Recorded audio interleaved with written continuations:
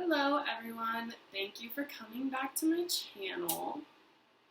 Um, Today I'm going to talk about something a little bit different than astrology, but I just wanted to talk about what I wanted to talk about and see if anyone else wants to, consider these things. So, in my life, I have noticed that I kind of like float in between different crowds.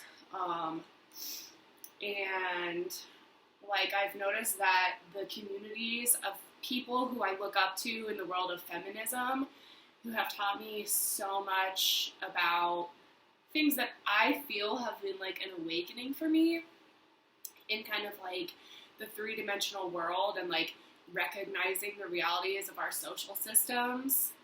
That has certainly been an awakening, and I'm going to go into a little more depth on that so that I can be more clear. But I feel like those feminist circles tend to be at odds with certain, like, I'm the type of person that will go see a psychic and have them read into my Akashic records and tell me, I have an astrology channel. Like, I love talking about that kind of, like, mysterious part of life that, like, our frequencies, lining up our frequencies, what happens when we are vibing, like, vibrationally with, like, our environment around us, like, that whole spiritual world also can be very illuminating to kind of just, like, tap into and learn about. So, today I'm going to basically just share my experiences and try and grapple with why the two worlds are at odds. And for anyone who doesn't know that I'm autistic, I have been diagnosed with autism. And throughout my entire life, I've been, like, offending people because I ask questions that are not, like, within the status quo. It's like, oh, you're not supposed to ask someone that. But I tend to be, like, a really curious person. And I think I push social boundaries in that way. I have a Gemini moon. Of course, I'm very curious. But yeah, so growing up, I'll just give this brief synopsis of my, like, awakening in the world of feminism. So growing up, I, like, lived in the suburbs of Colorado, outside of Denver. And my neighborhood was, like, predominantly white, like, by the vast majority. Like, hardly anyone lived there that wasn't white. And my dad was the pastor for the Rockies and Broncos, the baseball team and the football team. And there was, like, a lot of people of color on the team. And, like, whenever we went into the city to go see games, there were tons of people of color. And I just asked my dad, like, why don't any black people live in our neighborhood, Dad? And I asked multiple adults this throughout my childhood, and I noticed, like, a very severe response to it because, like, I think on the one hand, the humanity in us doesn't want to reduce anyone to what they look like. They want to give people, like, the permission to be them full selves. And I think that's really cool and beautiful, and, like, keeping that intact is a great thing. But, possibly it also erases the realities of a racialized social system that we live in. But I'm skipping ahead because I learned all that much later on. And I didn't have the language to recognize that, like, as a young person. All I saw was, like, differences in where people lived, and I saw differences in culture and things like that, and I just didn't have any understanding about it. So then, like, fast forward high school. After high school, I was, like, lost and didn't know what I should do. So I joined AmeriCorps NCCC. For anyone who doesn't know what that is, you, like, live on a team of people and, like, travel around the country and you do service projects. And I did that, and our team got sent to LA, and we lived in South Central LA, which is, like, a really poor hood, mostly black and brown area. And then everyone on my team was working in, like, schools for little kids, like middle schools and elementary schools. They were like volunteering and just helping out at those schools. And then they were like, well, someone has to go work at the high school. And I'm 18 years old at this time. They told me to go work at the high school and that I was going to be assisting a teacher there. So I'm thinking I'm going to be like cutting things up or whatever. I didn't know. But the teacher like never came to class. And so I was basically a substitute teacher for kids that were my same age within the context of a culture that I didn't understand. And it was a little bit of a rude awakening for me. And these questions that had been in my head the whole time, like, what is this, like, what is this disparity between, like, colors? Like, that's uncomfortable, right? It brings up an uncomfortable feeling because we want to believe that we can just get along regardless of what a person looks like, of course. But for some reason, it just felt like I was kind of given, like, a little bit of resistance because I was white, and then, you know, once I proved that I was accepting of people and, like, not judging them, then, like, people were really kind to me, but there was a bit of resistance on the front end, and just a lot of things went on that I didn't understand. Like, their high school was just so different than my high school. My high school being, like, predominantly white, it was just a totally different experience.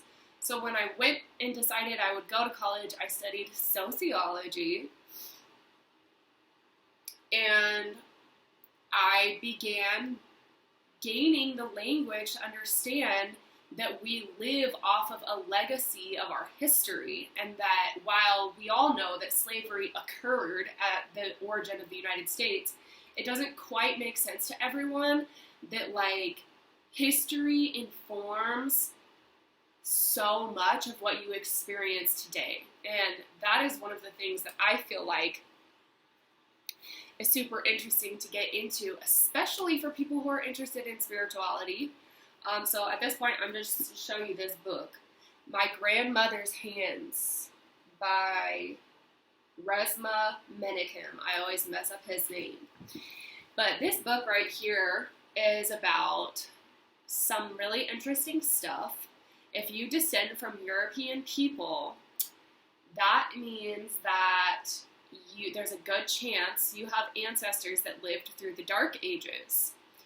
And it was the Dark Ages that occurred before colonization occurred and we moved to what we now call America, and the spread of colonization and white supremacy occurred. But the Dark Ages are what came right before that. And the Dark Ages is when, like, mostly, like, white people were beheading each other. There was tons of wars. It was right after the Crusades, just, like, nasty, violent era. And there was a ton of trauma being lived out that occurred from white-bodied people to other white-bodied people. And if you don't know anything about trauma, it is stored in your body, and you can, like, be triggered and have a physiological response after a traumatic event where your body feels like the traumatic event is happening again, even though it's not. But you feel like the same thing is happening, so it's very painful, and it's very taxing mentally. Furthermore, we know in epigenetics that what trauma you live through in your life can be carried down through your genes. So we, in America, have trauma in our bodies, or wherever the fuck you live, from whoever your ancestors were. It is still carried in your body, right?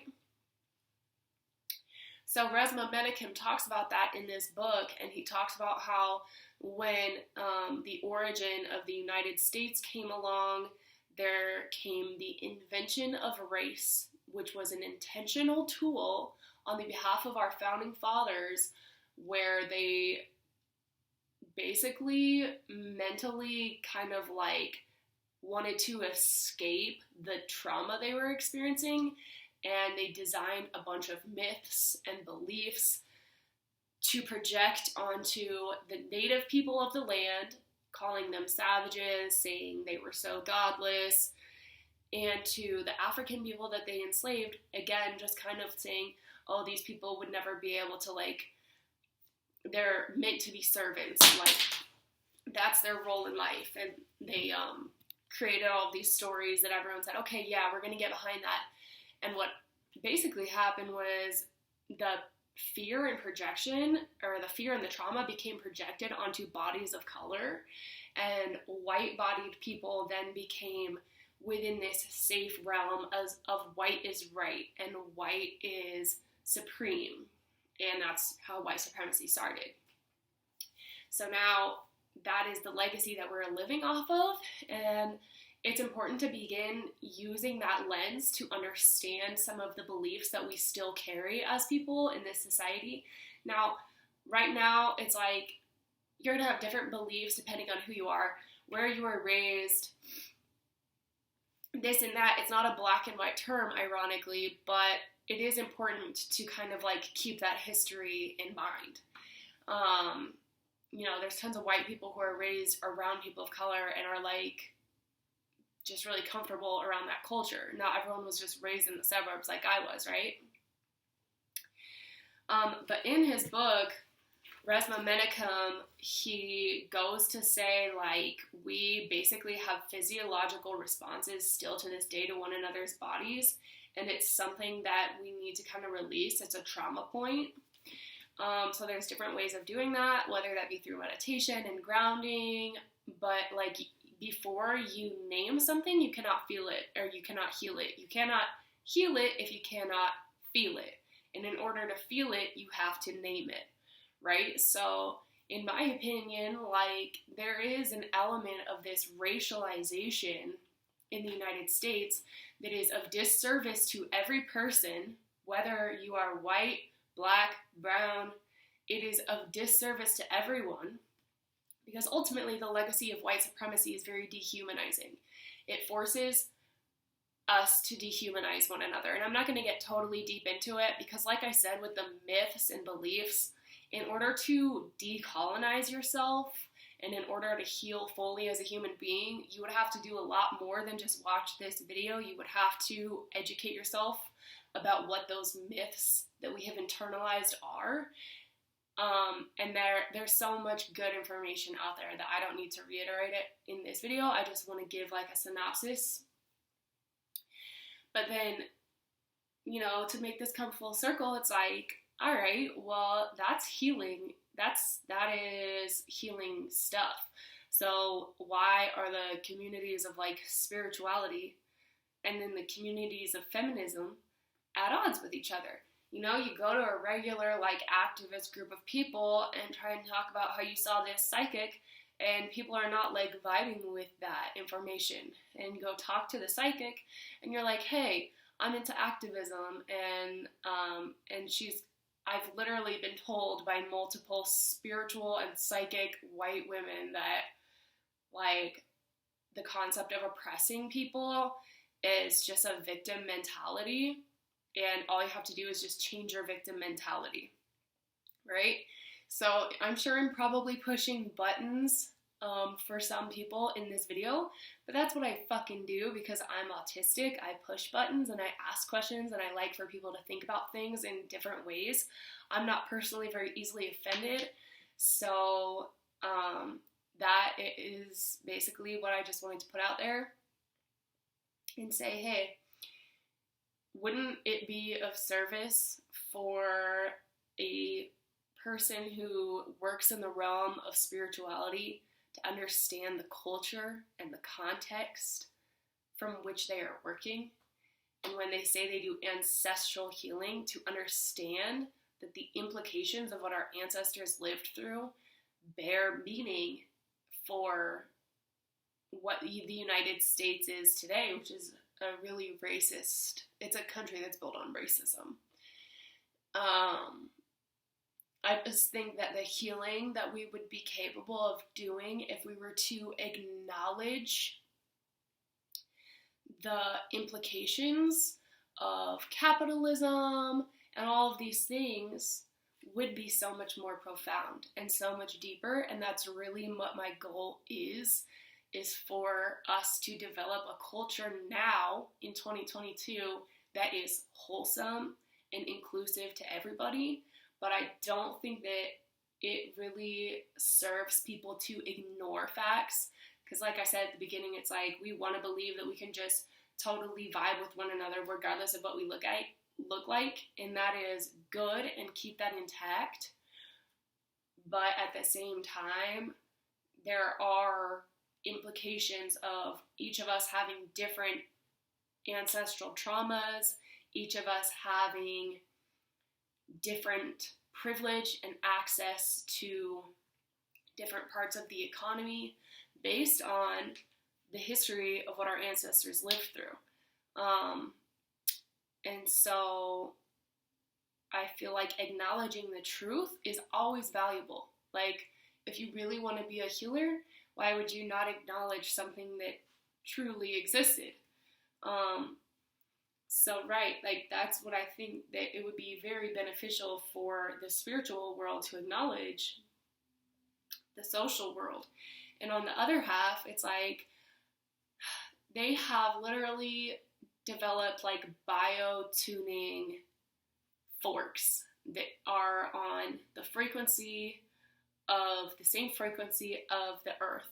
Like, and it is quite literally possible to, like, tune and fork through people's energetic bodies and, like, very dramatically heal people's trauma from way, way, way back. And that's what activist communities are, like, all about. But I think there's this distaste for activists because they are fed up with people who ignore racism and ignore sexism and ignore the impacts that those oppressions have on our bodies. They're almost so turned off from it that they don't want to think about or go into the spiritual world. So I feel like I'm this weird little in-between person, and you know, like, that's what I thought, you know, I'm going to make a video and talk about this discrepancy and put it out to the world and just see what happens. Just see if I get comments, see if I get people resonating, see if I get people frustrated. Whatever your response is, please share. I'm interested to know what people think about this. And thank you if you took the time for listening. I really appreciate it. All right, have a good one.